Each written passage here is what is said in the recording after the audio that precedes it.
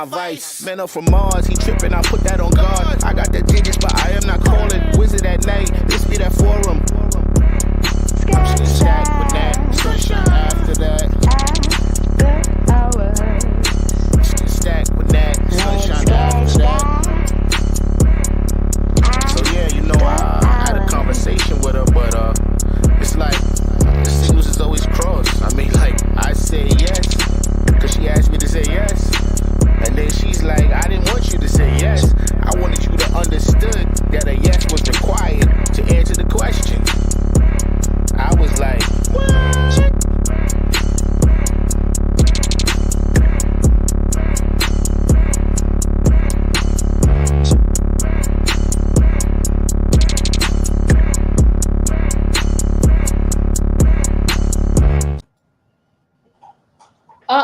I did not get an applause. It's okay though. Hey everybody, welcome to the spot, the Stacked After Hours spot. I am your host, Natalie Cosby, and welcome to the show for Grown Folks Talk. We have been away for about 2 weeks. We are back. We had Stacked After Hours in Antigua. It was amazing. Sailing week. We'll talk a little bit more about that. But tonight, there's been a lot going on. And one of the things I know we wanted to really cover was this interview with Amanda Seales and Shannon Sharpe. So we're going to talk a little bit about it. So y'all get ready, get your cocktails, get those fingertips loose, because we want to hear your comments and questions for tonight's panel. And here at SI, we keep it lit and enlightening. Let's bring in our panel.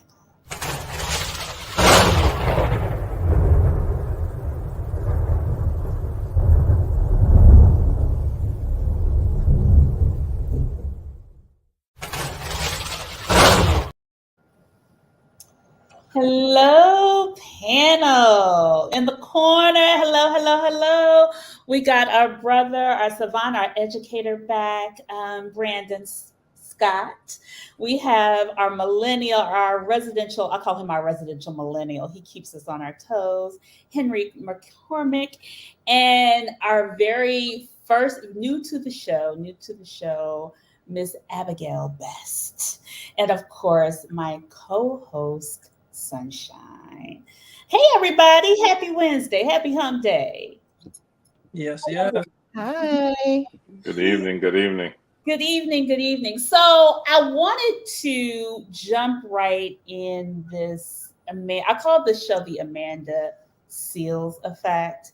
And I wanted to start with talking about her interview with Shannon Sharpe, because it had so many layers and parts, and from her feeling, her speaking her truth, to her wit and her insight about her life, and how the industry has possibly wronged her and just people have misunderstood her, to Shannon's questioning of her and just asking her things about her and are they really true, and how Black privilege and excellence shows up, and needing validation around that, and all of those things. So when I was watching it, I was like, wow, in the first 30 minutes, it was a lot. And so I just want to just really kind of jump into everybody. And I think everybody saw the interview, correct? So what was y'all's initial thought around just the interview when you first saw it? I'm going to start with Henry. Honestly, I let the world see things first, and then get there, hear the noise, and then it allows me to go in there and, see how try to see it through their lens. And honestly, I when I listened to it, I didn't get what other people got. I didn't get this narcissistic persona, or this very needy type of feel. I mean, honestly, if I would have met her, if I met her in real life, like say she wasn't famous, she was just that type of atypical personality that I would have met in just in passing, I would be interested in talking to her. I mean, she she's well educated in the way she speaks. She seems very self-aware, and and then that's very rare, especially amongst just normal people in general, just kind of understanding their story, what brought them there, what their strengths and what their weaknesses are. So for me, and then but I could see through other people's lens that because I have that same similar type of personality where if you're not accustomed to someone who can talk and be that direct, they can rub people the wrong way.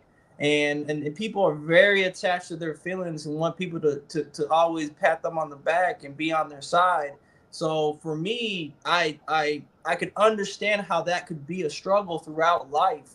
I experienced it myself where I don't talk in warm and fuzzies. I don't talk in a way that's going to make people feel good every single day, all day. Like that's not my goal in life to be conscious of how you feel.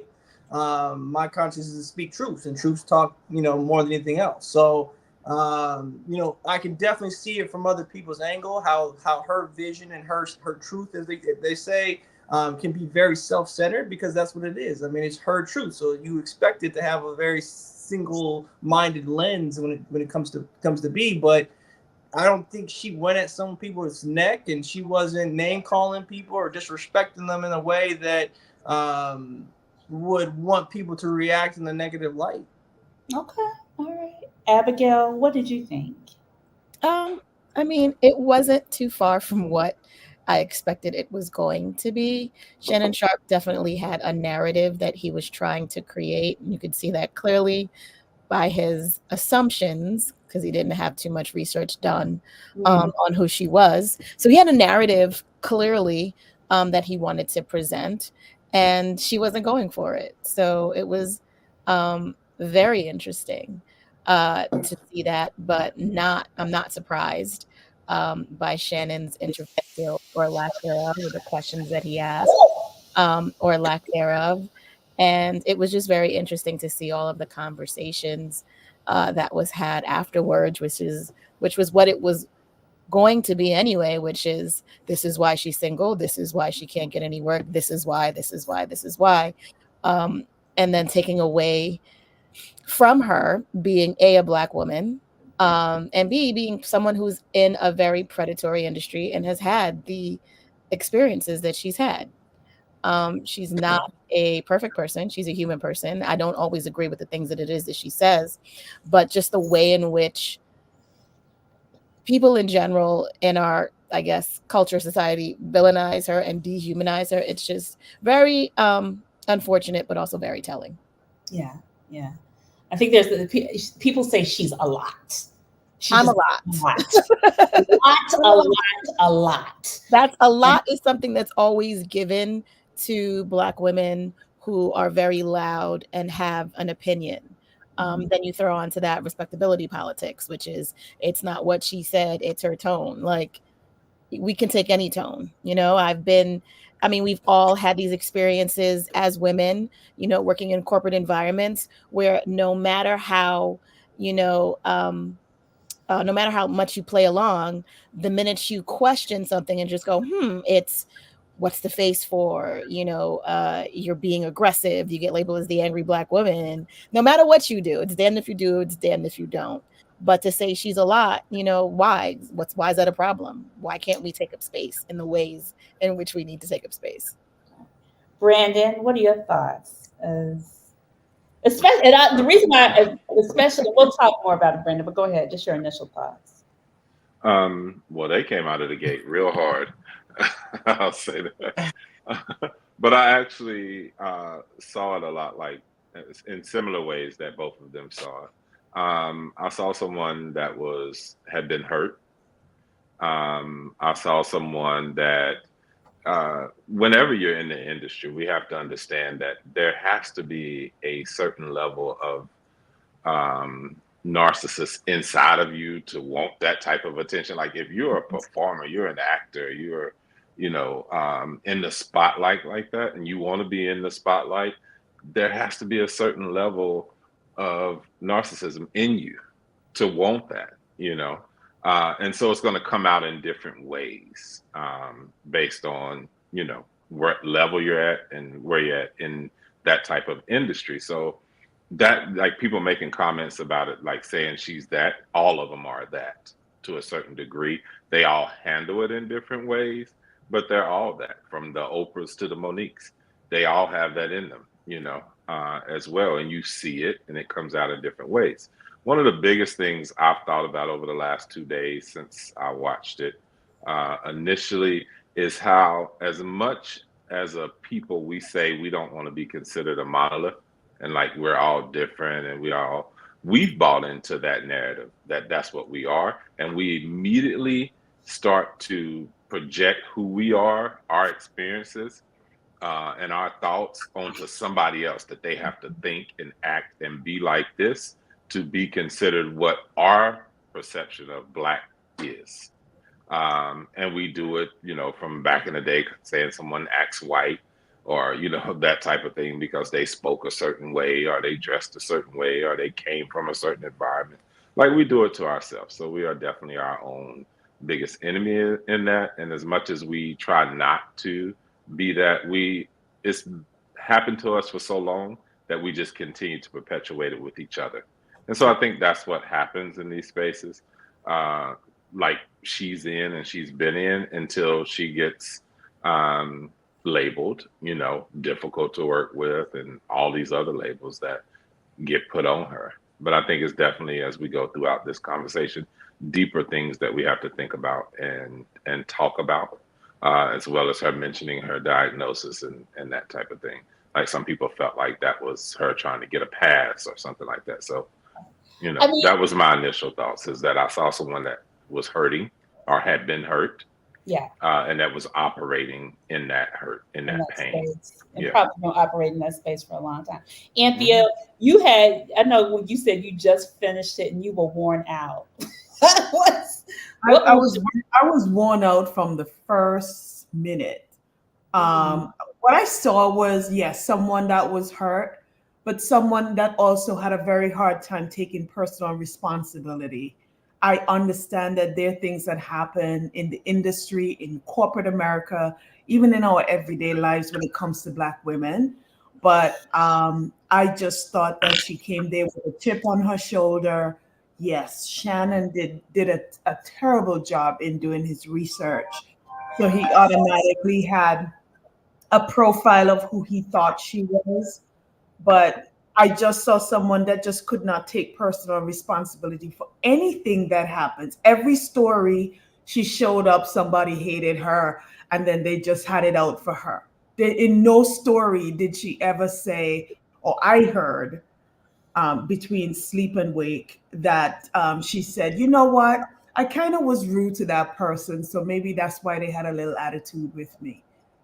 Nothing. Everything was just, everybody did this to me and that's it. So what was interesting, because I know she spoke about her experience with the teacher and checking her teacher, like her teacher was racist. And the autism, like everybody's like she's self-diagnosed or she was diagnosed and so on and so forth. And Shannon Sharpe got a lot of heat for supposedly asking the questions for clarification or putting it into a different spin or perspective around that. What were your thoughts around just his perspective and his questions about her experience? Because she did get triggered.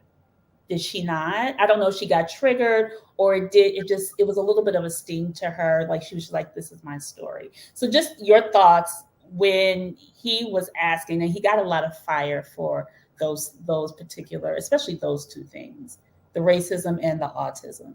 Well, I would say that kind of goes back to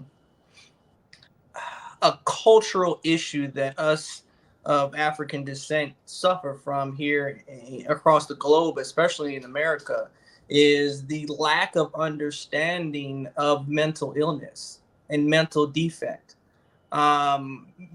His first question to her was for her to articulate the spectrum of autism.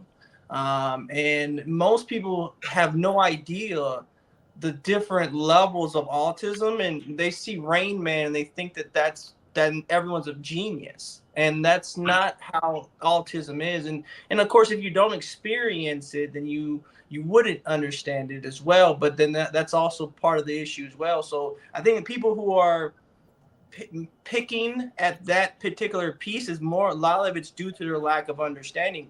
If you are on a spectrum, on that spectrum, you're, especially if you're high functioning at that, where she's able to perform and have, but there's going to be some missing, what we would consider normalities in how people communicate and understand language and tones, and how people understand social cues that what we consider norm in this society. They're not going to understand in the same way, or if they do understand it, it's a learned behavior. So they've seen it and then now they're replicating it, but they don't truly have the grasp of that understanding. And you could see that the attack that a lot of people get when they come out and or they share their mental illness, or their struggles with mental illness, or some type of mental defect they may have. And that's kind of the labelism that comes. That's why you see the same thing we would like to not see with children, right? If a children gets labeled a certain way, then it essentially carries with them throughout their whole life. So you can see that attack of that, because if that was the case, and I don't know her personal life, I'm not a doctor, but coming from someone who's been in that field and understand it a little bit better than most, I think that's part of the conversations that need to start to be having, is that if that was the case, then yes, she would be affected in how she communicates and how people perceive her, and those missing social cues that she may have not got, or hold on. Was she, I've heard two different things. People say she was self-diagnosed. People say she wasn't clinically diagnosed. I mean, either way, I guess she took a test and she diagnosed herself as having, what is it, ASD, autism spectrum disorder, which is now renamed. It's a formal. It was Asperger's before, right? So I think a lot of people felt like she, from what I was hearing, is like it was an excuse for her behavior. I think that's what a lot of people felt like. It was not because she was not necessarily clinically diagnosed, or I don't know, but I mean, let's put a different spin on it. Let's say if it was, it'd be the same thing, and this is just, again, just a different metaphor, is that people attacking a mother who just had a child who's going through postpartum depression, right? Because of the way she's acting and how she's feeling, and just, and again, I haven't experienced that, obviously, but I've seen it from having children, is how that can affect someone in their day-to-day, and that might not be their normality, right? And someone might be attacking, or their spouse might attack and say, hey, why can't you do this? Or why do you need help with this? And you ain't the same. And so those type of mental, again, defects that can hinder someone's normality is what we would call, right, how they normally act, or what society considers normal, can definitely change, from day to day and setting to setting, and those different mental defects can come out differently in different environments as well, around different people. Right. So just go ahead, Abigail.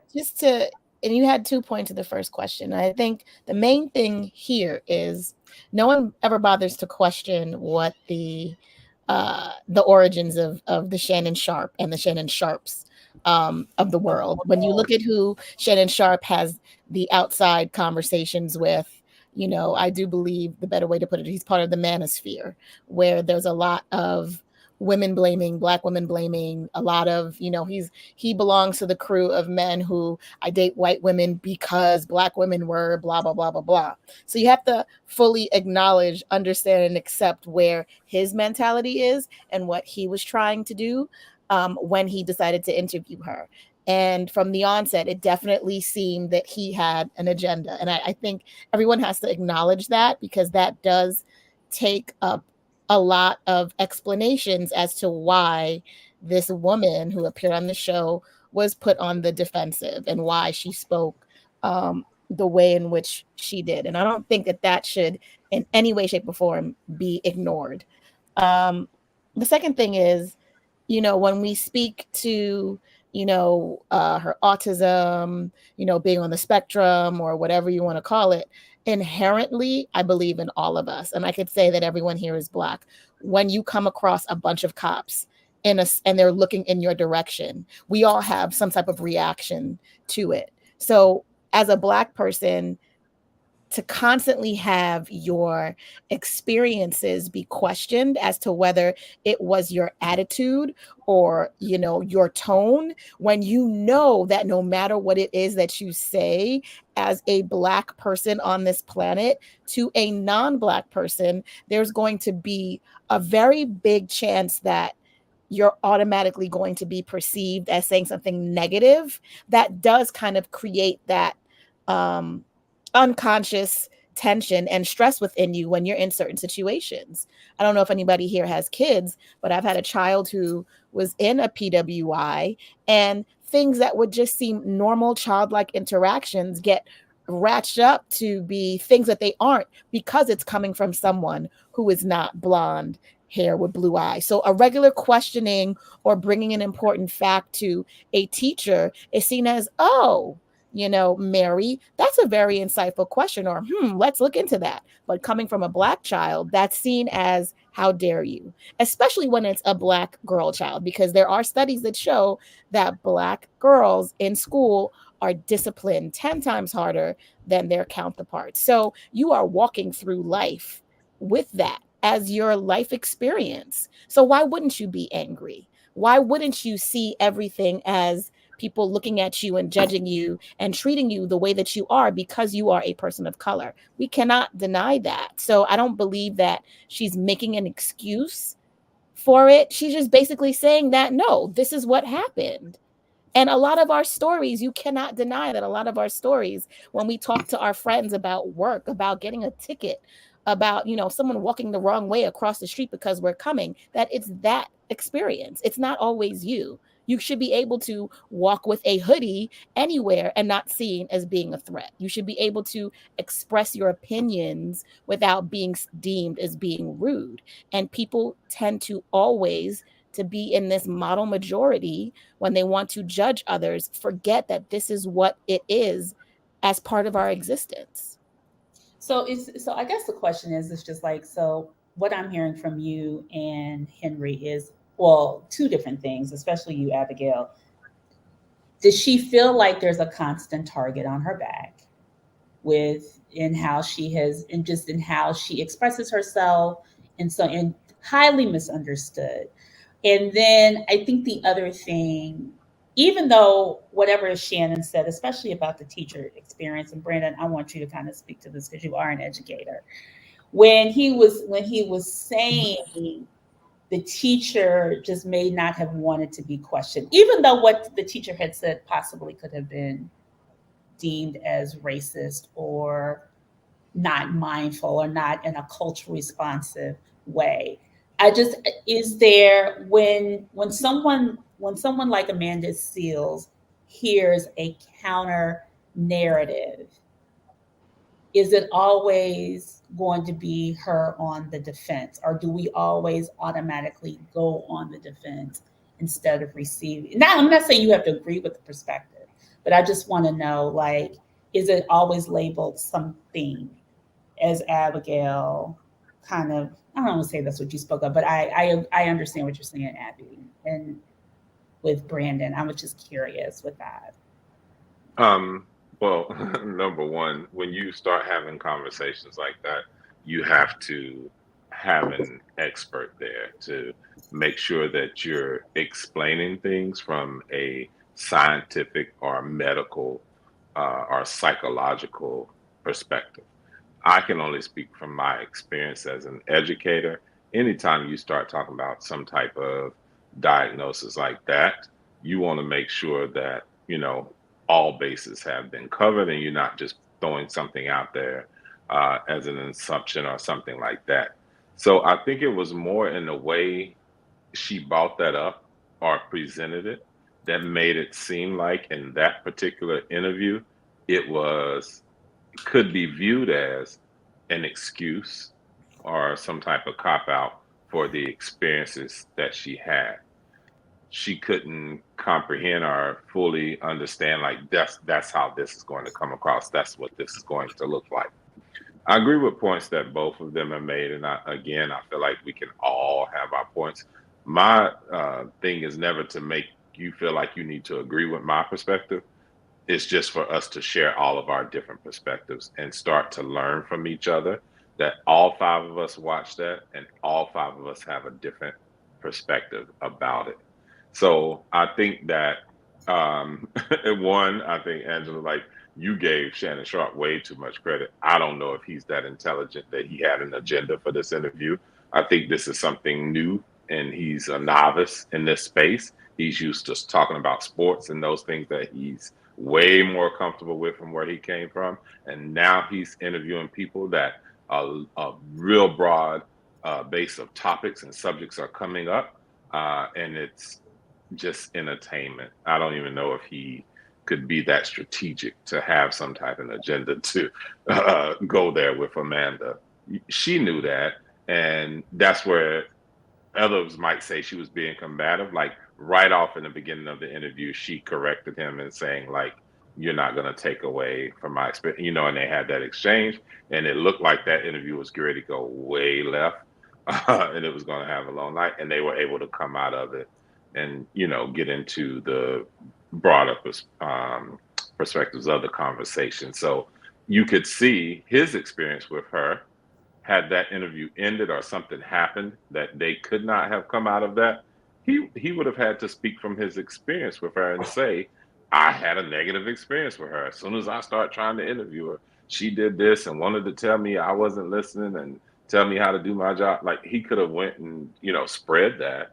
So you can see how we saw it live, how something like that could have happened if they weren't able to just stick with what needed to happen and go ahead and go through the interview. So I think that we shouldn't be talking about whatever her diagnosis is, because I don't think she's clear on it. I don't think she's clear on, like, what that is and what's going on with her. And it minimizes people that are truly going through things like that and that have been diagnosed and are struggling with personality disorders, with being bipolar and all of these things that exist in our community, and those people that are struggling with that. And now some star says, I have this. And we minimize that with people, everyday people that are struggling with that. So I'm not extremely, even as an educator and dealing with children with those issues every day and going to IEP meetings, which is an individualized education plan, where this child has been monitored and diagnosed by a psychologist and identified as that by the state of New York. I feel comfortable about talking about it in those spaces because I know those children and I work with them every day, and I'm aware of how I need to work with that child when they have a moment to get them out of it. With grown people, I'm not as well versed. So, Brandon, I have a question. The correcting of the teacher conversation that he was just like, maybe it was just no teacher, no adult wants to be corrected based in the time she was coming up. It's different now, but I feel like when she was coming through school, what is based on what they were talking about when she was in school and she saw it as racism, what would you? Right. Well, that's why I say, like, sometimes we try to take away from somebody's experience, right? We've all had experience. I think Angela just spoke to this. We've all had experience where we felt like, the bottom line is this was racist, right? And until we can talk through that with someone or whatever, maybe we change our opinion, maybe we don't. Where I work in a school system with, all different races of educators. And I know sometimes it's just that in that moment, that teacher is trying to handle 28 students. And if something happens or she does something, it can seem different. Now, somebody can come back and say, oh, I saw her treat Becky and Heidi differently than she did Jasmine and Demetrius, so they can come back and say that because it's real. They saw it.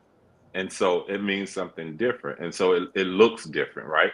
Because she's handling children of a different race differently. She might have asked children that are not of color. She might have answered their question or responded to them.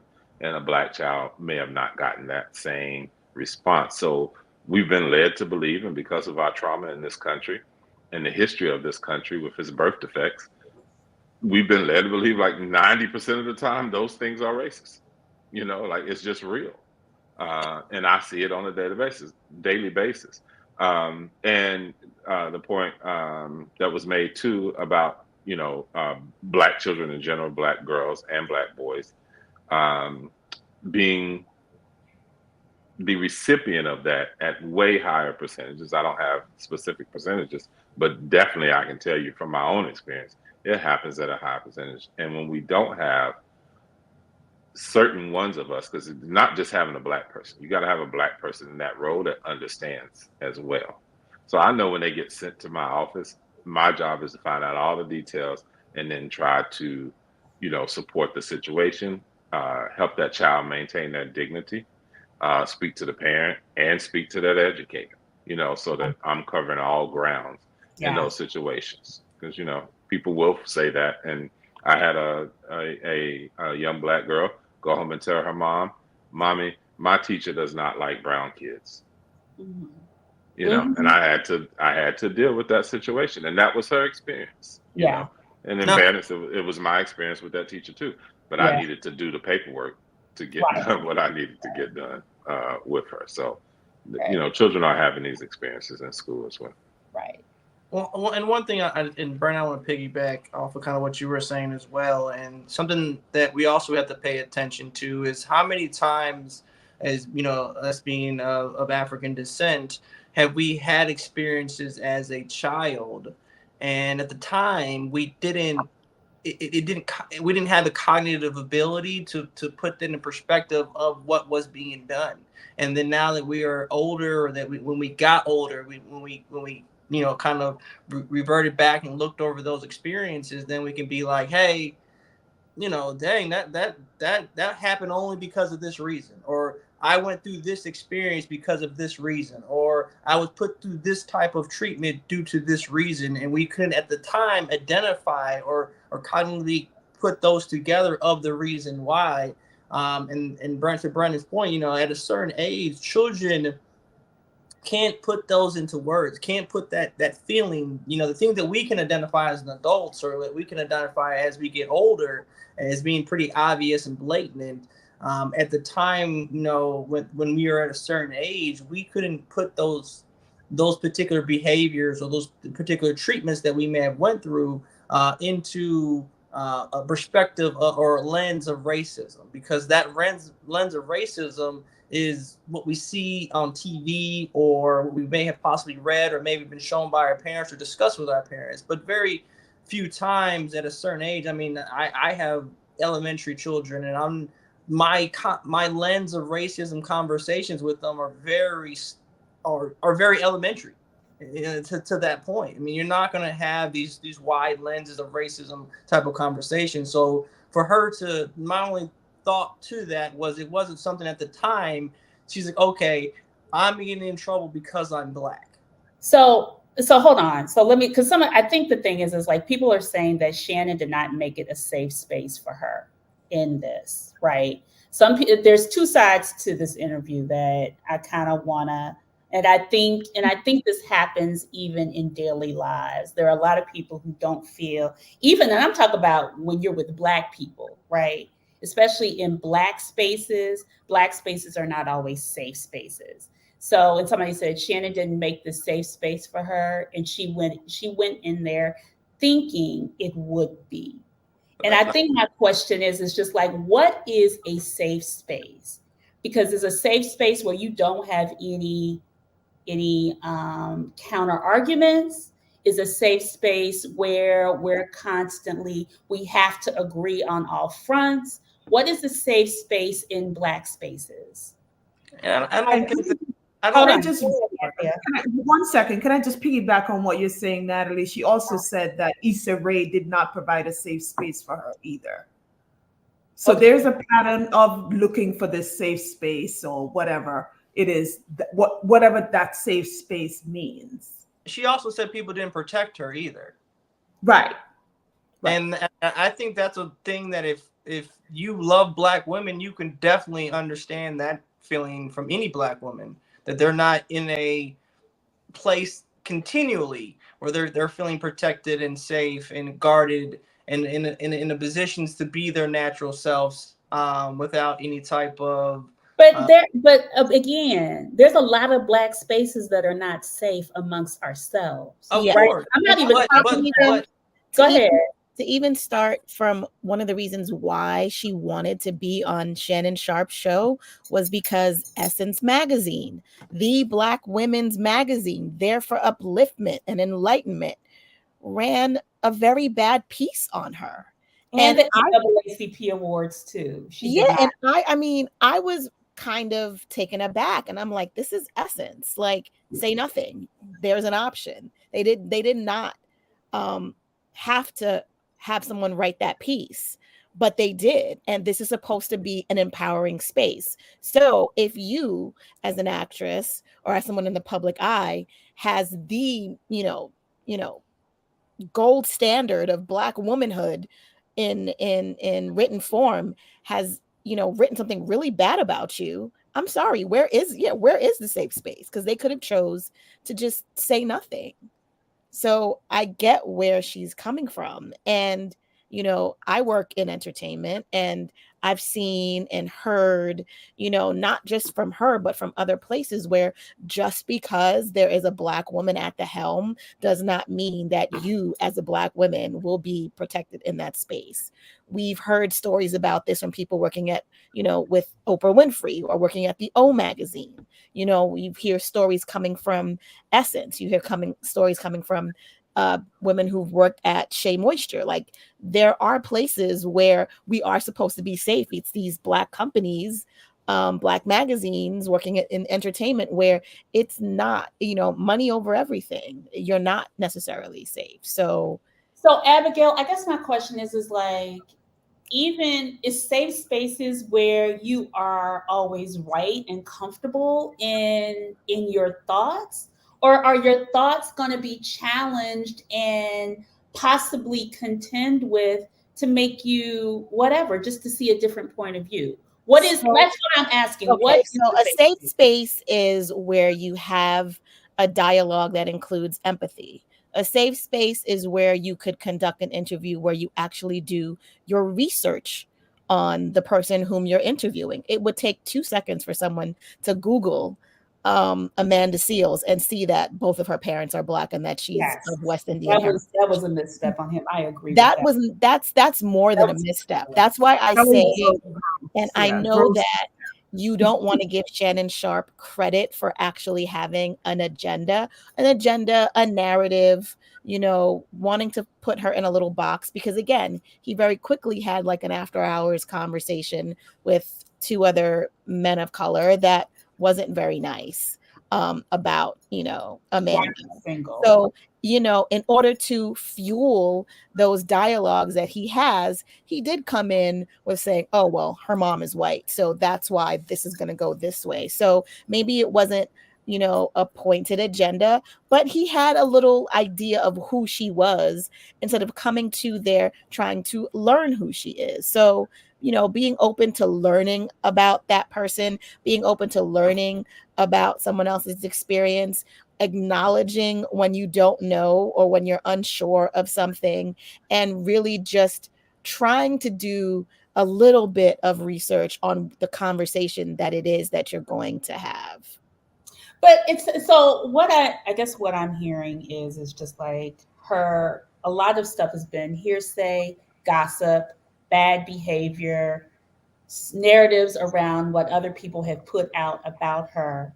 And I think this happens to people in general, right? When you get a mark on your back, you're wearing that letter for a while until you hopefully clear your name. I don't know if it's able to be done current in the society we live in, and social media, and everybody has an opinion on who a person is.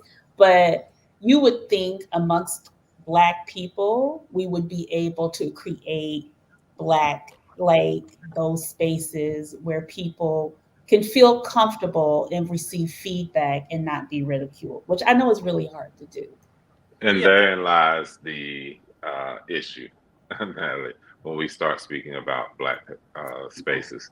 And the issue is that we put expectations on each other that we're not always able to live up to. I expect you to do this or act like this or say this or be there for me simply off the strength that you're Black. And that's not how it always will work. You have some people who, are, going to, I don't want to say ride or die, but, put themselves out there for the Blacks and that type of stuff. But sometimes they get burned by Black people. And they say that they do those things and they do it, several times, and they get burned several times by a Black person. So then they say, well, I need to take a step back from y'all. The next person comes along and then sees like maybe they give an opportunity to a white person or, whatever. And they now coin that person as, oh, they out here looking out for white people or, they're this or that. But they didn't see all those times where that person got burned by his or her own people, And so I think that when we start putting this umbrella of what is safe spaces, what is Black spaces that you feel safe in, that's like a unfair narrative because you might feel safe there, but I might not feel safe there. Exactly. You know what I'm saying? And we're both Black. Safe. Yeah, Yes. like so it's different because we're different. The other thing that we don't do, I was just talking to a friend about this the other day, because I promote Black business and I always tell people, use this person, use that person. I have to the same person referred 3, and it just happened to be 3 Black women to this person that he said and he's an immigrant. He said he would consider these people to be the elite of us, PhD holders, you know what I'm saying, been running their own business for 30 years, this type of thing that I've referred to him, these Black women. He said, I would consider these Black women to be the elite of Black American women. And he said, all 3 times my experience was less than professional, less than kind, less than great. And he was like, now, I'm not going to say I'm never going to do business with a Black American woman or whatever. He's not going to say that. But that was his experience, and these were off of personal referrals of women that I know. And I said, they should take care of this, for you because you need help and assistance in this particular field or industry, right? So he's probably not feeling too safe with us, with Black Americans, because he wasn't treated in the proper way in either one of those situations, right? So it could lead someone to say either I'm not dealing with,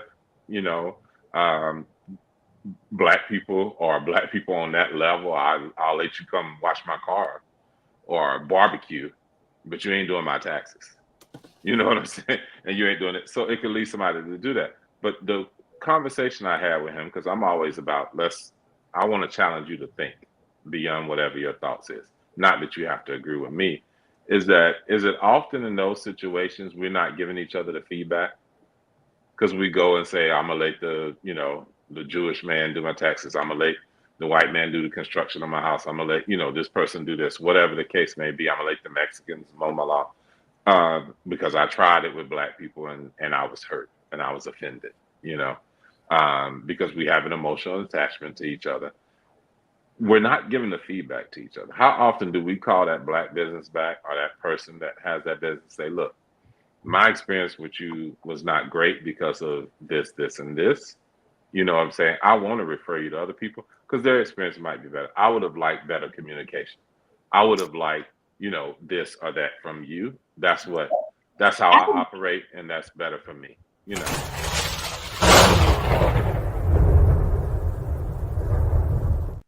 Well, okay. Hi, Patrick. Hello. My What's apologies. going on? All right, talk about late to the party in the intro. I am so. Hey, That's all right. Patrick Crawford, I got no fair warning. Patrick Crawford is our therapist that we've had on the show a couple of times. Brandon, one of the things I wanted to you kind of touched upon is that disappointment and the lack of feedback. And I'm wondering if Amanda, since whatever she has created around herself, whether it's been she's defended herself, she's done these things, she's highly intelligent, she's quick-witted, whatever, but is she getting feedback? And we don't know this, but I feel like sometimes it's hard for us to give each other feedback, and sometimes it's hard to receive. And sometimes it's just hard to hear it, especially when you are super smart and you're probably the smartest person in the room. It's really hard to receive that feedback that you respect from others. So I'm like, is there somebody who is not yesing her and pulling her coattails on certain things? If there's things that she's trying to whatever, because she has said she's been ousted. So I'm like, who is the person? And I'm sure she does have that person, but when you are crying for that, how do you start to rectify and self-reflect? If you're not having, I always say you have to have that girlfriend or friend or brother who's always kind of checking you to kind of be like, okay, but what about this? And I kind of feel like what Shannon Sharp was trying to do. I know he said he had an agenda, but I'm gonna give the brother a little bit of grace because he's not a journalist, and he's not what, and he should have, like Abigail said, he should have done his research on basic shit. Right. But I do believe, like, he was just like, well, what if that was the perspective? I think one point, and somebody typed it in there, you think you're the smartest. If you feel you're the smartest person in your crew or whatever, you need a new crew. I don't want to hang around with people that I'm the smartest than everybody. I want some people in my crew that I deem as, as intelligent or more intelligent than myself, because then I know I'm going to be challenged. But I think like whenever somebody can challenge it, it's not so much about somebody calling you out on your stuff all the time or whatever. It's just somebody, like you said, Natalie, challenging your perspective, your thought on something, because we all are different. Just like we all can sit here and talk about Amanda in this perspective, I still go with, I saw a hurt individual. I saw somebody that was hurting and was speaking out of that hurt. And until they learn how to come out of that place of hurt, they're going to find themselves back in the same space every single time. Same with Monique. Like it reminded me so much of what Monique is doing, right? So I think when you're hurting and you can't come out of that hurt, you keep finding yourself back in the same space because, yeah, you do keep blaming others. Like, why does this keep happening to me? So you do have to have some self-reflection. Yeah. I want to do something different, and you want to put some people around you that you can do something different. Like she said, that she gave that story about that party that she tried to leave 2 or 3 times, and somebody said, no, come back here. No, you already know those people told you can't come in here. You go home, and then tomorrow with a clear head you can have a discussion. I don't care who came and told you to come back in that party. Walk away. Because to me, the embarrassment already happened. You got to the door, the girl screamed out, no, you can't come in. Your name is not on the list. And I get why she may have kept trying to go back, because this person came and said, oh, no, come with me. You're coming in the party. No, come with me. You coming in the party or whatever. But you already know these situations haven't worked out for you. So that's the part where people start to question, have you not learned from the things that have happened to you before in certain spaces? And she said, no, it was a black party, and I wanted to go in, and I felt like I had the right to be at this black party because I've promoted the party in the past and said, I need to be there. And sometimes it's a hard lesson to learn. Like, I'm a protector, and several times back in the day, I was put out a party trying to protect my friends because I felt like the bouncer or the bartender or somebody treated them wrong. And no, you're going to listen. And I was going to use my bravado and my height and my size to make them know about themselves. And you don't treat us like that. You don't know who we are. You're a servant. I did all that craziness. And I got my ass put out. And my friends went and enjoyed the party. And I was looking stupid.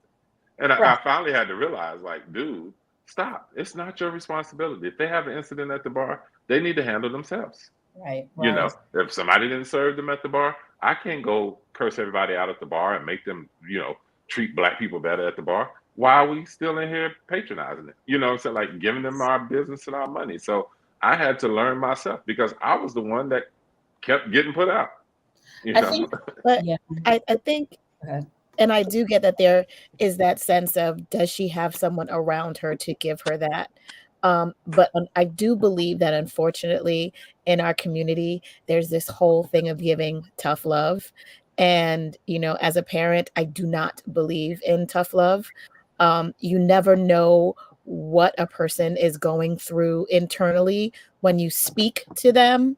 And I think maybe just having open and empathetic conversations may be a better way to put things than giving correction or giving tough love. And it just kind of seems as if everyone is attempting to give her that tough love. And life is tough enough.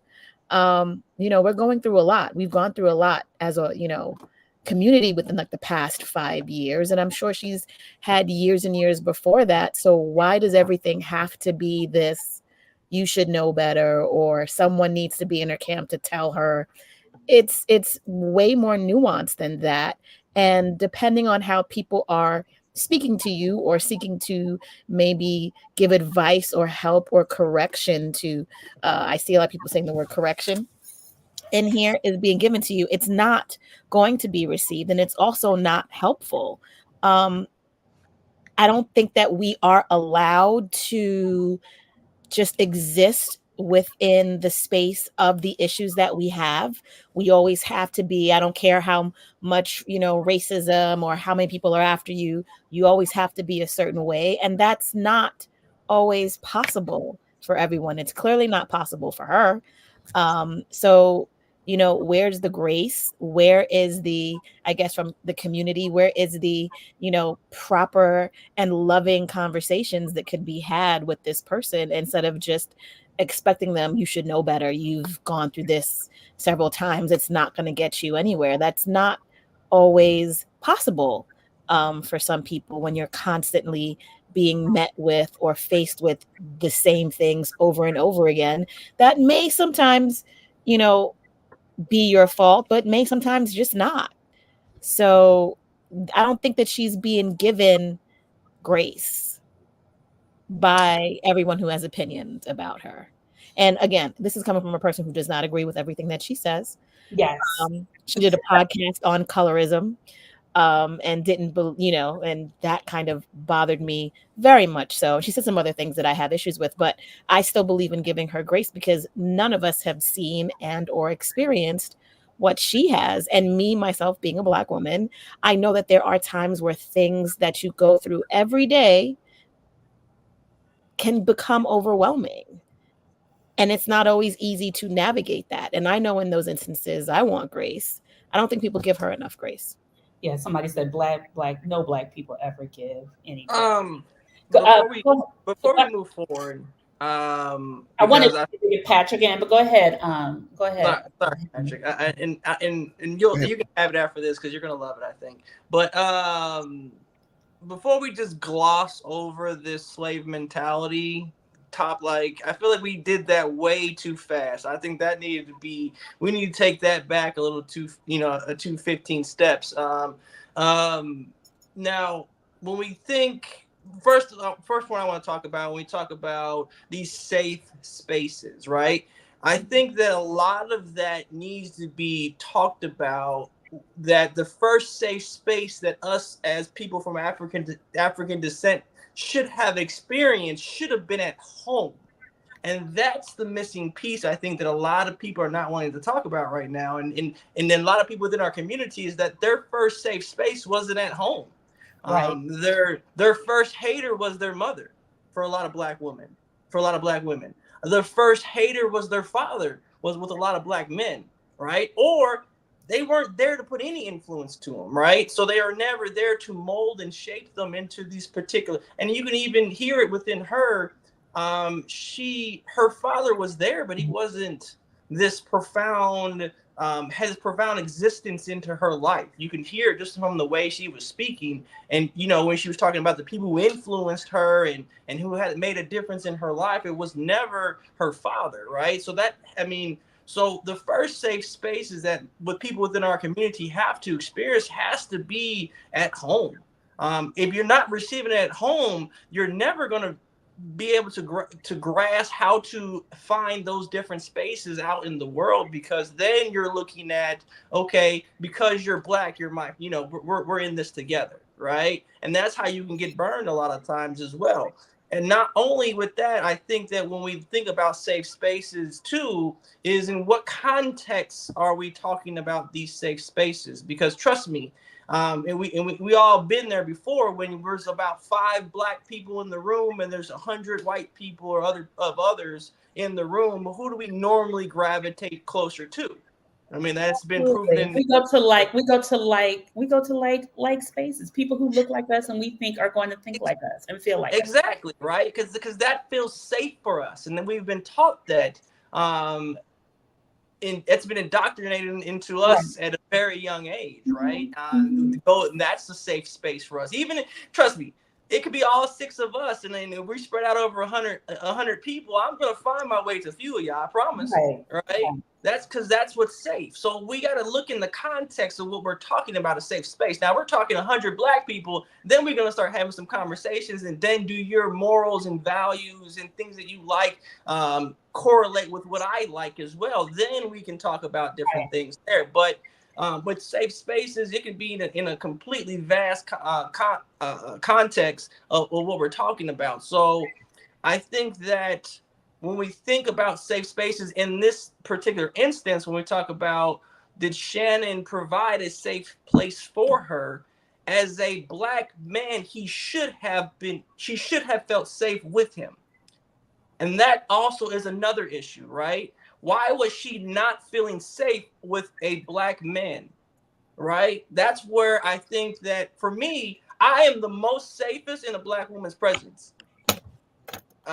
Because I didn't even come from a black woman, but she can understand me and how I feel in my most vulnerable moments. So I'm automatically gonna give her grace for that period alone.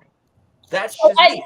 Can I say? I think they both had and I don't know if they both had. When I first watched the interview, and I watched the beginning twice, he's like, "Can I have a hug?" She said no. As they started to break the ice and break ground, I think towards maybe halfway through the interview, a little bit towards the end, she said, "Now can I have a hug?" Because I feel like sometimes it's not going to always be, when you get to, especially with someone where there's all kinds of preconceived notions. I'm going to try to give both of them some grace in this, because I feel like it was a ping pong. But I have to just say this. As a woman, we do not have to hug someone that we don't feel comfortable with. Absolutely. And I respect, let me say this. I respected her boundary of saying, "I ain't ready to hug you yet, Negro, because I don't know you." That's what I felt when she said that. She's like, "No, I don't hug people until I trust them."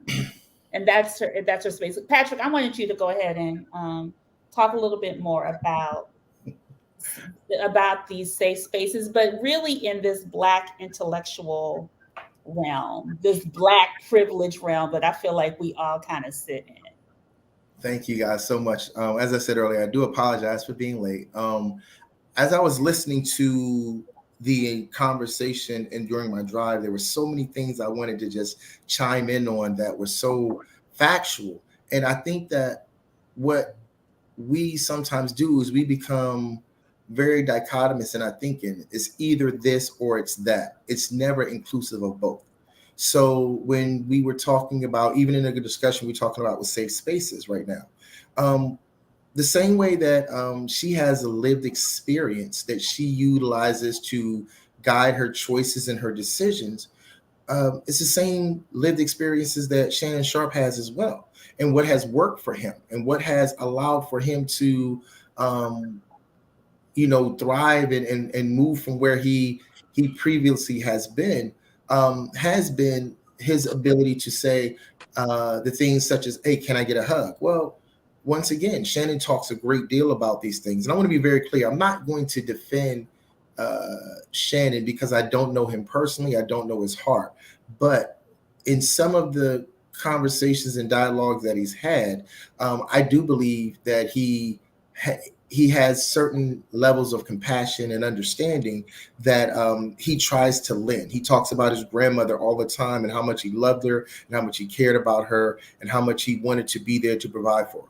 Obviously, as he's evolved and grown, it's been very different. And listening to the dialogue and conversation about Amanda feeling uncomfortable, once again, she's functioning out of her lived experiences. So the one thing that we have to take into consideration is the same way that we were just talking about here, we can all see the same thing and be in the same room, and we can have our lived experiences will have us view the same thing that we're looking at very differently. That's the thing that I believe that we sometimes don't always understand, is that person's perspective is never going to be my perspective. They don't come with the same tools. They don't come with the same lived experiences. They don't come with the same interpretation and foundation of information that we possess. So I may look at something one way and Natalie may look at something another way, and we'll be looking at the same thing. Now, I do believe that, in my humble opinion, he believes that it is a safe space because look at the interviews that he's been getting. If you look at the interviews he's been getting, he believes he's providing a safe space. Well, when you look at Amanda Seales, what she believes is no place is safe for her.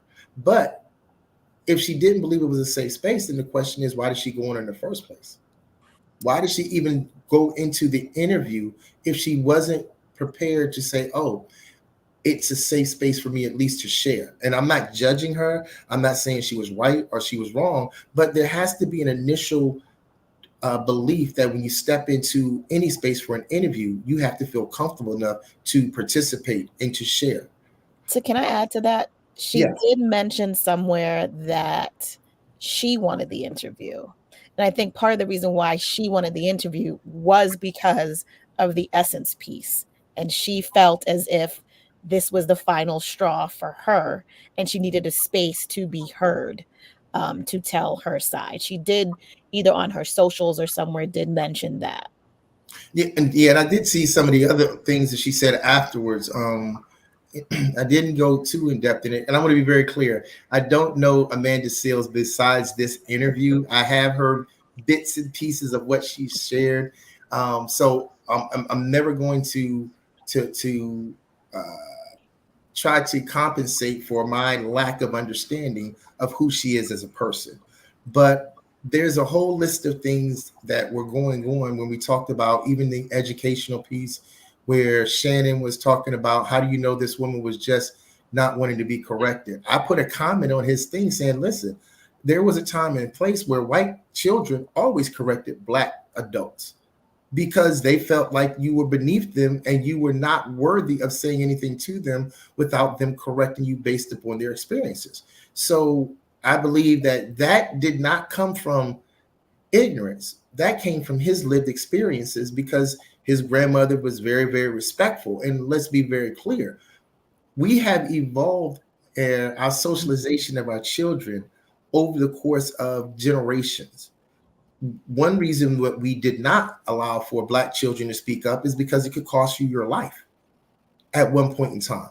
And that was the belief that they continued on until they started realizing that not only did we have a voice, but most of the time we were probably more intelligent than the individual that was trying to share information with us, because those parents that were into education, they shared so much about that. And that's the reason why I stood firm in what she was saying, is that no, my experience was that that teacher was being racist.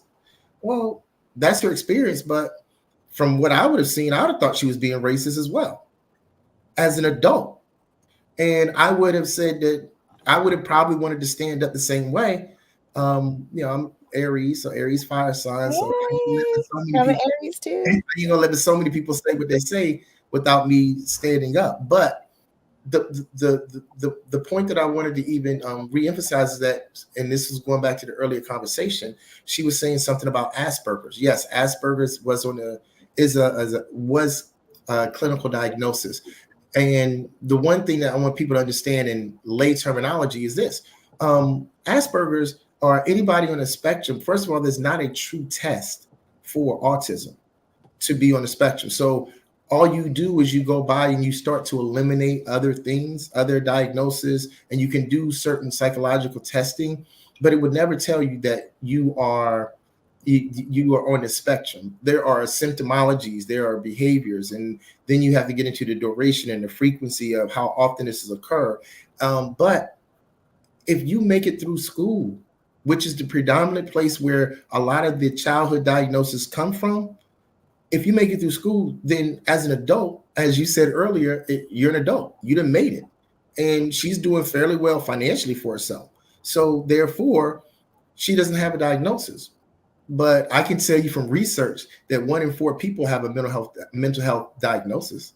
1 in 4 people in this country. That doesn't mean they've been diagnosed with it, but the reality is they present with the symptomologies. They do have these areas in their life that are impacted, and they shy away from it, and they stay in their comfort zone where they can excel with the things that make them uncomfortable, that make them comfortable, and they're able to say, oh, you know what? I don't have to venture into that area that's going to make me challenge. I'm not going to have to venture into that area where I have to show my vulnerability.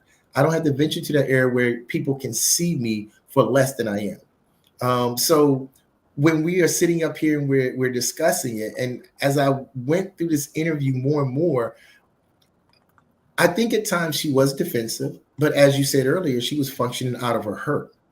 She was functioning out of the hurt, and she was reliving that. And I believe that at times she was seeing the resistance from what Shannon was saying as a reflection of those people that had hurt her previously. So she had to stand up for herself. She had to make sure that she was heard. But at the same time, I don't think that Shannon had any ill will towards her. I think that he did lack a lot of information that would have been very, very important to make her feel comfortable and make her feel safe. But when it comes to a safe space, it takes more than just a blanket interview to say, I feel safe. If that's the case. Patrick, can I ask a question? Because people are like, safe spaces are, you have empathy and all that other things, but can safe spaces also be uncomfortable? Can safe? Yes, they can. It should be. They should, but I feel like that's not, they should be, but are they really? If you're driving in your car and someone cuts in front of you out of nowhere, prior to that situation occurring, did you feel safe in your car with you behind the wheel? Absolutely. And then all of a sudden, something disrupted that safety. That didn't mean the car became unsafe. The car didn't become unsafe because of that. It was the situation that dictated in your mind that I was unsafe. And that's what you absorbed, and that's what you reflected when you yelled at that person, or when you tensed up and slammed on the brakes, or when you responded. That's when you started to feel unsafe. And so, yes, they should make you feel unsafe because it raises your level of awareness. It raises your level of being able to make sure you pay attention to all the things that are going on. Now, if we're talking about a conversation where she's able to be open and be honest, let's be real here. She's not going to feel that way anyway because of the unresolved traumas that she's experienced. And so therefore, she's not going to feel that safe space because she has not been able to reconcile the disruptions social emotionally that she's still dealing with. She's not going to feel safe until she trusts you. But in order for her to trust you, it has to be work that she does within herself to say, I know how I can feel safe. And it's not a thing to control. It's funny because I wonder if this is I feel like this is something that I see a lot in our community, like people who are just, they're brilliant. They, especially I know with women, and especially with Black women, I feel like we're always we're trying to like preserve certain things, but we know there's a lot of things that we're on the defense about, just to kind of protect ourselves and like, okay, are they coming at me at this angle or that angle? And how do you start to kind of unpack that? Like, I think that's one of the things that we're also just trying, because this is bigger than Amanda Seales. Absolutely. It really is. Like, this shit goes on amongst all of us. Amanda, and I said the Amanda Seales effect for that reason, because I feel like this exists. I mean, we diagnose each other as narcissists, ADHD. I mean, everybody's up in an uproar because she says she's autistic. But I know folks who are constantly diagnose other people and themselves as other things. So I'm just like, come on, y'all. Can I ask a question to my Black queens real quick? They're on the panel right now. Do you guys feel safe with Black men who date Black women? I mean, to date white women? Absolutely not. Because I personally would think that you can't sleep white and talk Black, but that's just me. That's some Pan-Africanist stuff right there, bro. Listen, I would say I would really need to listen and understand your reasonings why. And typically, if it falls into the category of this is who you were around, like a couple of the guys that I know that have married white women, they were in the military. So depending on what branch of the military you're in, if you're in the Air Force, whatever, sometimes it's because simply who you were around. If I'm given a reason of Black women didn't do this, or when I was young, Black women didn't give me the time of day, or if it's ever anything negatively affirming towards Black women, then absolutely no, I would not trust you. And that is why I said initially in this conversation, Shannon Sharpe belongs to that collective of men like Terrell Owens and the rest of them, who their reasoning behind not dating Black women is because we're too much, we're too loud, or because they didn't do right by them, however many years ago. But isn't that dismissive of their lived experience when they utilize that to ground themselves? I don't believe that it's dismissive, because as a Black man, you very much so know that if you're in a space with a white woman and you move the wrong way, they're looking at you funny, or it's more than likely that they could call the cops on you. So how is, negative experiences in dating Black women negating some of the truths that exist in interactions between Black men and white women historically and now? So you can't play both sides of the fence with me on that. And so just because again, this is coming from a Black man who love Black women only. I will say that I would say it's very dismissive to disregard what he's saying through his experience with Black women, because again, and that experiences can shape, and it can be vice versa. We've seen it with homosexuality as well, right? A bad experience with the opposite sex can then alter your viewpoint through a different lens with your same sex. You might be more attracted or feel safer in that space with them. But to piggy off of what in regards to what you're saying, because again, I can understand why I wouldn't trust him, but at the same time, what he's saying can still be valid. His experience that he had with Black women, or the totality of the conversation that Black women are a certain way, and are we understanding the context of why they are that way, right? Why they are louder or more aggressive or looked at as being less feminine in certain ways, because it's just not how they're born. They have developed and molded into that, being viewed in that way and to be shaped in that way because they living in a state of survival consistently. I get what you're saying, but then you can apply it in some areas of your life and not all. For the guys that we're speaking of in particular, they are they're athletes. They've gotten knocked, hit, broken bones. That's a bad experience. They didn't go, oh my God, this is so bad, I'm going to become an accountant. They stuck with it. They made themselves stronger. They figured out how to work within those situations. I don't think any Black woman here can say that they haven't had a multitude of bad experiences with Black men, but I think for the most of them that they're here, they still date Black men. So you know, it's cherry picking, and it's just making your argument to fit your case for some sort of internal things that you haven't fully worked out. Because you can say that I love all women and I'm just dating whoever fits, but they're not saying that. They're saying that all of you who look like that treated me this way. And it's the same argument with Amanda Seales. I have all of these bad experiences, therefore I'm that way. And some of that is an onus for her to maybe deal with those situations. So why haven't these Black men dealt with those situations to come to a more self-loving place instead of knocking a whole race of women down because there have been a few bad experiences? We all have the options to do that, but they constantly push forward that narrative of there's something wrong with us, therefore we're going this way. I don't find that to be fair to Black women or even the white women that they're dating, because they're not dating you because you're fantastic. They're just dating you because those dudes are bad, you're better. But the white women aren't dating them because they're such better men than white men. So let's put this all in talking about why, right? But we're not talking about why white women are dating the Black men. We're talking about the Black men. So would you feel the same way? Would you trust a Black woman who sleeps with white men?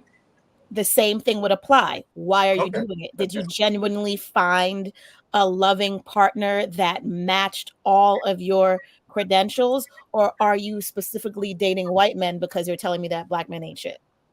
If you tell me that it's because Black men ain't shit, then I have a problem with you. Because so Henry, are you trying to discredit Shannon Sharpe because he chooses to date white women and he disenfranchises Black women in his interviews? Is that what you're trying to do here? I'm not trying to do anything. What I'm saying to you is that he has to be held accountable to his decision making. But with that same arc, is he doesn't live in the same world as the everyday Black man. So neither does Amanda Seales. She doesn't live in the. So, she doesn't live in the so same I world think as that every us Black collectively, as a society, has to stop putting these certain people on these pedestals that we don't have any type of connection to in regards to the life that they live. Because as a professional athlete, they can have and let's say Shannon Sharpe, right? And as a completely straight man.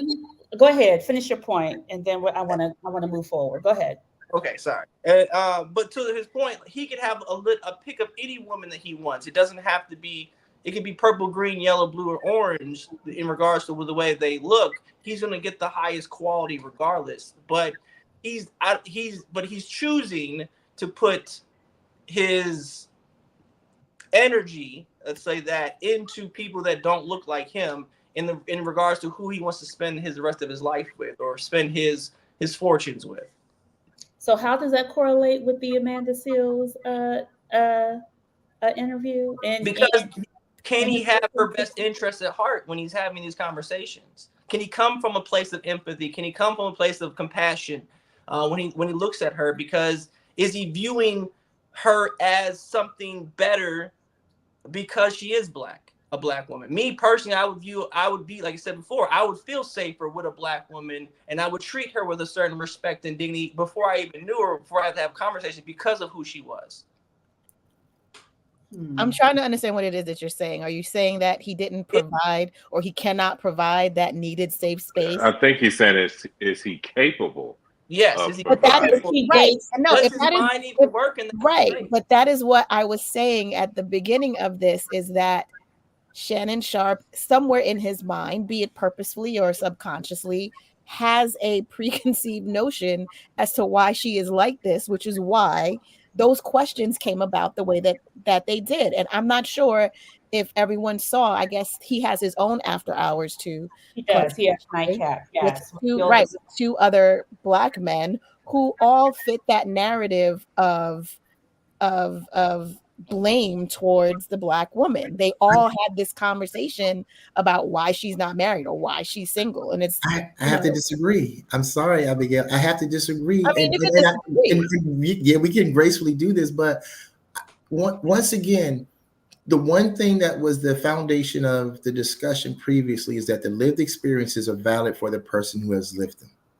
And the one thing that we have to be accepting of, as we say, give grace, is that Amanda Seals' lived experiences have shaped her choices and decisions, and she has internalized the responses of others based upon what she felt was right and appropriate for her. But that's the same thing that we have to do for Shannon as well. Shannon he adores his grandmother. And when I say he adores his grandmother, who is a Black woman, and he says it proudly in him growing up, he says it very proudly that he loves his grandmother who passed away. Now, the premise is that because he is dating outside of his race, then can he be empathetic? I believe that people can be empathetic because that's a humanistic trait that everyone possesses. Now, can he adapt his empathy to the culture and understanding? Because I would venture to say that both Amanda and Shannon are very, very similar at both, but at different ends of the spectrum, because it seems to me that while they are extravagant in their presentation, they want to be the normal Black person, but have the financial means in order for them to continue to do what they do. Shannon is he wants to be one. He wants to be here. I want to be one. I want to be a homeboy. I want to be a homeboy. That's who I quit this conversation. But no, I mean, he wants to be that way. But that's the same thing that I think, and I apologize, that's the same thing I think Amanda wants. She wants to be accepted as one of the girls. Okay, so I want to counter your argument of saying he loves his grandmother. Yes. His grandmother was from a different era and a different time, correct? We can all agree on that. Absolutely. There is this wave of sentiment for they don't make them like my grandmother. They don't make them like my mother. And those women, in the time in which they were mothering and partnering and taking care of children, was from a period where women, and specifically Black women, did not have any rights.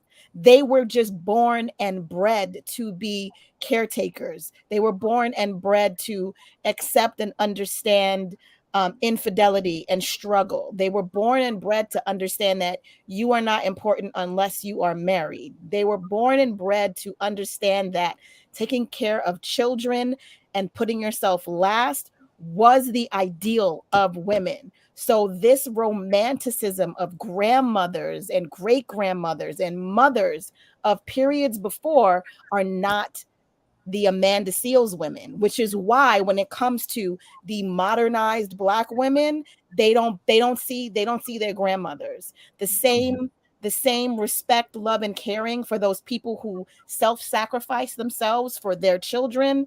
We live on a different level right now. So I don't believe, just given the conversations that you can see on social media and that these men are having, that Shannon Sharpe is having, they extremely romanticize the struggle Black woman.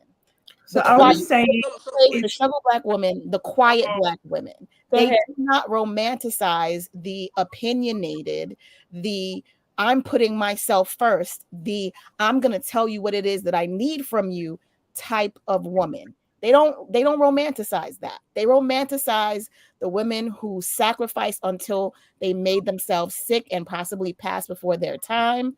That's what they see. So I don't believe, even given what you said, I don't believe that Shannon Sharpe sees Amanda Seales and a lot of other women like her, like his grandmother.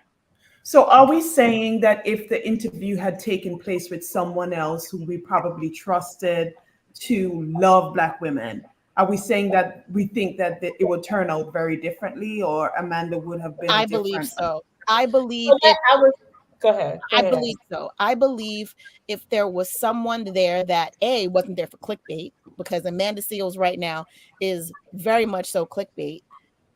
I believe that if you were really there to have a genuine conversation and say, you know what, she's pretty interesting. Let's see what she's really about. And actually, and the quintessential thing here that shows that it might have gone better with another person was that the fact that he couldn't even identify the basics of her parentage. He didn't spend 10 minutes worth of time to care about what he was putting out there to even do that. That was first thing number one. So But the then overall Can I say something real quick, Anthea? Just to your point, that last point you were making, I agree with you that sometimes that can be the case where a man of a certain age is looking at what Black women used to be. But I will say it also has to do with your financial power and where you're at. So I would say any wealthy man is looking for a subservient woman. So it's not just because, of his background or whatever. So I think in general, and those men that you're talking about, him and Ocho Cinco and those other men that talk like they're looking for that type of woman. You know what I'm saying? So it's not just about feminine. So I just wanted to clear that up too. I think it's because of this. I agree. Anthea, go ahead. Sorry, go ahead. So there's an overall theme in this interview with Amanda Seales that she's finding excuses for everything. Is interviewing her with someone else? I mean, she had the interview with Essence Magazine. She had this with that. She had that with that, and it's still the same outcome. Are we thinking of another way to excuse whatever behavior we believe she has? It wasn't an interview. It was a think. It wasn't an interview. It was an op-ed. She had 3 hours to clear her name. She had 3 hours to say whatever it is she wanted to say. Okay, so 3 Essence hours. was an One op-ed. person can negate who she really is by asking a question that's non-factual. But why does she have to? But I think what she was trying to do is to say, why is she seemed as a problem being who she is? This is what I don't understand. Like, why is she who she is as a person, opinionated, loud, comes out her face every now and again? Come on now. We are all many ways Amanda Seales. I'm sorry. I don't see anything too different in the behavior or in the conversation or the, I'm going to tell you what I'm thinking. Natalie, I've known you for, a couple of years. Other than being on TV and maybe her just being a little bit extra on social media, I don't see any difference between any of those personalities. So why should she have to come on for 3 hours to defend herself? And I think that's what she was actually trying to do, but she shouldn't have to. I agree with you on that. She shouldn't have to. I'm sorry. She asked for the interview because the media and Essence specifically kind of wrote a really nasty op-ed piece about her. Like, I think we're blaming everything else. Where does her personal responsibility come in? For what? What's the personal responsibility? She's speaking to what her life experience is. Issa did this to her. Issa did that to her. The PR person did that to her. Essence did that to her. The teacher did that to her. There's a theme here where there is no personal accountability. Let me say this. I think go ahead, Anthony. I'm sorry. No, what I'm saying is that I have a series of life experiences working in a corporate environment, being considered angry, being considered antisocial because I'm not hey guys, like there is a pattern of things that have been said about me, given the spaces that I am in. Does that mean that all of them are right? I don't think so. We can clearly identify things in our lives based on the spaces that we are in where there's like a common thread that may be just really, really wrong. Again, I am not saying that she is 100% perfect. I have said over and over again, she has said some things that I'm like, girl, I actually did stop following her on social media over COVID because she said some stuff that I really didn't agree with, and I was annoyed. But that still doesn't mean that I believe as a person that she's not having these experiences. Because let's put it to you this way. As a Black woman in entertainment, you are allowed to and not allowed to do certain things. You can't demand certain things. You have to just be happy to be here. And the minute that you question treatment, the minute that you question what the status quo is for you as a Black woman in these spaces where you're not welcomed, where you're not supposed to be, you become a problem. Whereas white men can question and demand certain things on set. You know, white women can demand and ask for certain things on set, but you're a Black woman, just be happy to be here. The whole cast of The Color Purple, and it was a Black producer that was there, had issues with the way in which they were being treated.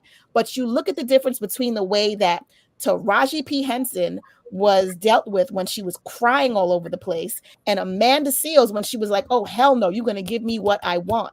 So so if she came on and she started crying about everything that happened to her, instead of being very, you know, I shouldn't say stoic, but being very firm in the way that she wants to be treated as a demand, as opposed to Taraji P. Henson crying in every interview, they were both complaining about the same thing, but they were treated very differently. Somebody said, so wait, the one thing is everybody's like, Taraji is nice and Amanda is outspoken. She is, girl. That's she appears to be nice publicly. Go ahead, Patrick. And we're going to have to wrap this up because, oh my God, I wanted to talk about validation and the symptoms of Black privilege, but go ahead, continue. Well, actually, this may be a great transition for that. So one of the things that I think that we have to be able to look at, and this may key into your point out a little bit as we try to make that transition, we have to understand that the culture that we've lived in was not the one that we were meant to be in. We had to go through generations and generations and generations to get to where we are. Now with this, I guess that people call this new woke, I just think it's awareness now, and we're able to actually do something with this new knowledge because we've always had it. Now there's a place where we can actually do something with it. But the reason I say this is that the reason that Amanda Seales may be so identified with being the quote unquote typical Black aggressive woman is because anywhere else, if you act that way, the only people who know about it are the people who see it. No one's going to see it if it's inside of your house. No one's going to see it if it's inside of your community or the neighborhood you're in. Unfortunately for Amanda, she's in a situation where she is social media and the individuals who have the ability to share these opinions, the Essence op-ed piece and all of those things, they're in a position that we read it. But the clearest point that I wanted to be able to make, though, is we're the ones who also contribute to that stereotype.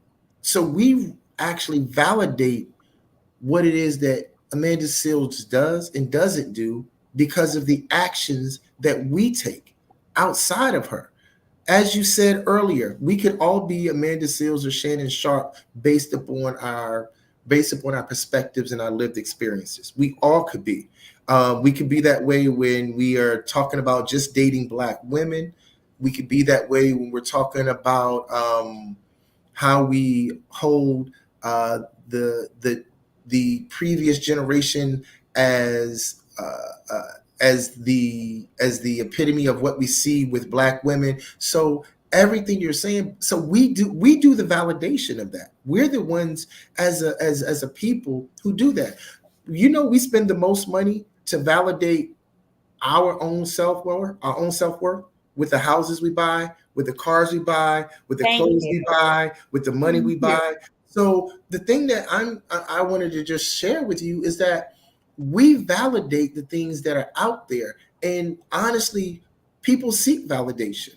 I want to say this really quick in order to help the transition.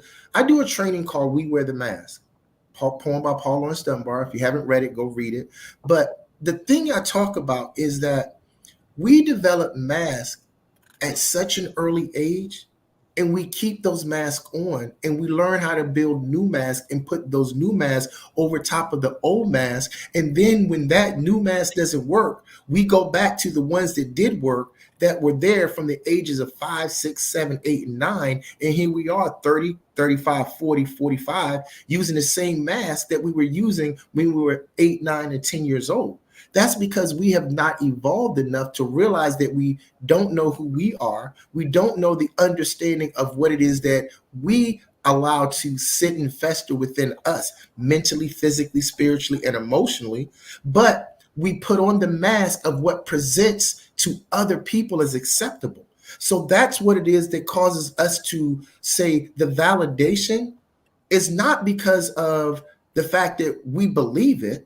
The validation is because we spend time, energy, and effort supporting it. You see, those are the things that we do that contribute to the disintegration of the things that we hold near and dear to us. The reason that a Shannon Sharp can exist is because his validation is through his financial means. He's not a journalist, as my brother said earlier. He's not a journalist.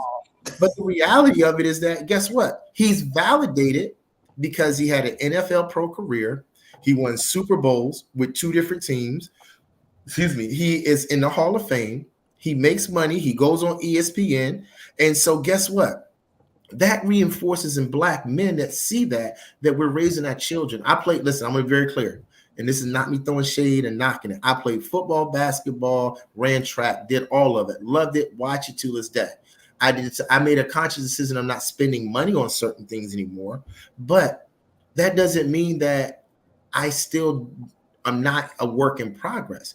But the point I'm trying to make is this: is that when we wear the mask that we wear outside, and we're not truly as authentic as we want to be, because I'm gonna tell you the truth, I don't think Amanda Seales is as authentic as she thinks she is. Let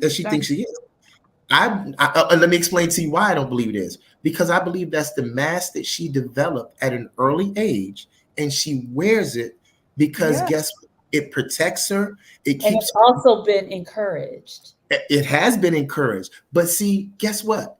That's the reason why when Abigail was saying that we are very similar to her, we all do it. The behaviors that are reinforced, are the behaviors that we give to people. And then when certain people don't like them, the only thing that Amanda Seales doesn't do is she does not adjust those behaviors based upon her environment and based upon the people that are surrounding her. But she may thrive off of it because it may continue to put her at the spotlight or the forefront of wherever it is that she's trying to accomplish.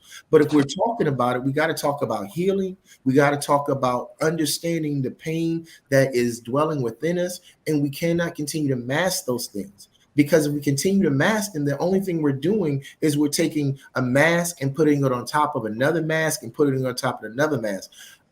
At the end of the day, and I asked this question I think it was about 6-7 months ago when I was on here last time.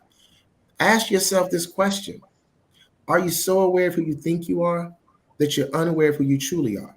She's never asked herself that question. None of us, though. None of those individuals have. Yeah. That was a good question. It was excellent. And so I want to connect everything you just said, Dr. to what you were saying, Anthea, and what a lot of people in the comments and that were saying about her. And he just hit the nail on the head. Thank you for saying it so profoundly. Is that it's not about accountability. It's about reflection. We're tagging her with the wrong word. She needs to have some reflection in her life because she keeps doing the same thing and expecting a different result. And we all know that's insanity. I will say, though, in addition to reflection, that has to be in a place where you are fully ready to deal with how hurt you actually are. Because in order to have that kind, you have to, and to get to a place where you're like, damn, this really happened to me. It's not always a comfortable place to be. Mm-hmm. And I think that's also part of it, because again, I will say it like this: being Black people, I don't think we fully, as a people, man or woman, come to the daily reflections of just how much crap we have to put up with on top of normal everyday human stuff. It's a lot. I think some of us do, and we understand that, and we know what that means, and we've learned how to operate within that. It is so often in my career and at my job that I say, Brandon, just shut the hell up. Like, they're not going to get it. Like, why are you going to sit here and try to make these people get it when they want to suspend this little black boy? They're not feeling what you're feeling. They're not going to lose an ounce of sleep tonight that you're going to lose because you know he's sitting at home not learning with a mom that is at her wit's end, and you know what this is going to condition him for. Like, they're not going to feel it the same way. So how many times am I going to slam my fist on the table in a meeting and become the angry black man trying to make somebody understand and feel what I feel for black children? But I think, I'm sorry, go Natalie. I'm so sorry, please. No, go ahead, Patrick. Go ahead. I just want to say this really quick, but that's the reason why I was going to say that a lot of times we are so inundated and we have assimilated and acculturated to the dominant culture that we've lost the true essence of who we are. And it's never been reinforced. I believe that we do have a lot of individuals that are mindful and aware of the challenges that we are confronted with on a daily basis. And I'm not just talking about from a everyday, because we all got the same challenges, waking up, going to work, and bills we got to play. But the mindfulness of the cultural challenges, the institutional racism, the institutional biases, all of these things that exist, I think we have the mindset to actually, but who wants to do something about it? Who wants to actually, we don't talk about healing. We don't talk about healing. And when the last time I was on here, we talked about relationships. We don't talk about healing relationships. We don't talk about the things that are about community building in our families. We don't talk about the disproportionate number of black women that are unmarried. And even if every black man married a black woman, there would still be the ratio of probably 15, because black women outnumber black men 15-1. We don't talk about those things because we don't want to actually change them. We'd rather live in the romanticized version of the cultures that we exist in and say, oh, let's just stay here. Oh, I do think I'm going to be challenged on this particular thing, but I'm not going to accept it in this area. One of the things that Abigail said was she talked about cherry picking. Well, we all do the cherry picking. But if we're going to be honest and we're going to talk about being authentic and what it is we're trying to accomplish, then why don't we talk about all of the things that confront the ills of our community, of black individuals that are struggling with the things that we struggle with? We want to talk about the black family. We want to talk about how it's not put together. Well, let's be honest. How many black men out there can marry one black woman? How many black women out there are open to having relationships in which the father being the head of the household, the father being in the household, and other black women developing sisterhoods and being able to come together and build a family and a dominant community that allows for us to be successful? Then, so why aren't we talking about those things? Nobody said it's a new show, Dr. Crawford. I'm sorry. We are so way over time. We're going into almost 2 hours. I'm sorry. No. We could probably talk about this all night because I just feel like we are literally just hitting the surface. There's so much more. One of the last thing I just want to kind of wrap up is the willing to us to not. We're so quick to cancel each other. We were willing to cancel Amanda. We were willing to cancel Shannon for whatever his choices are and her choices. I feel like understanding grace and practicing grace are two different things. It's one thing to say it. It's another thing to practice it. Because I when I watched it, I was just like, ooh, that angle, ooh, this angle, it's black men's fault, it's black women's fault. It is. And Brandon said it before, it's reflection. And then it is a sense of just like, how do we start to make the change? And I don't know if that will happen in this lifetime, but I hope we continue this conversation. Yeah, listen, I wanted to cancel him over that Total Wine outfit. God bless you, Auntie. For the pettiest shit, and I'm just like, we become petty. We become the petty person. Black folks have become so petty, and I don't know what that's about. But we'll move on. We're gonna take this. A lot of times we're joking, and then it can go too far. a lot of times, like, we're joking with each other. A lot I of truth. wasn't thinking about that outfit now. You were joking. Like, stop. You wouldn't count This that man with that was outfit. awesome. Thank you, Henry. Thank you, Abigail. Thank you, Dr. Crawford. Thank you, Brandon, and of course, thank you, Sunshine. We're gonna come into the after party if y'all want to join us. There's so much more that we want to talk about, and we'll see y'all soon. Thank you. Bye. Bye. You know I gotta go get my glass. Join Stacked After Hours, The Spot, where grown men and women gather to have candid, also honest discussions about the state of life, love, and more. The Spot is a hybrid of in-person and weekly virtual gatherings. Join our Facebook group and answer our daily questions. Subscribe to our YouTube for our weekly live talk shows and join us on Zoom for our talk show after parties for lively conversations with other opinionated, grown, and sexy professionals. Just search, like, follow, and subscribe to Stack After Hours on Facebook groups and YouTube. Also like and follow our brand pages at Be Stacked Wellness on Facebook and IG. So wherever you are, at home or abroad, pull out your laptop, tablet, or smartphone and join in the conversation with the members of Stacked After Hours. The Spot by Be Stacked Wellness. See you there. As you know, and if you are new to the Stacked family, we always keep our conversations lit and enlightening.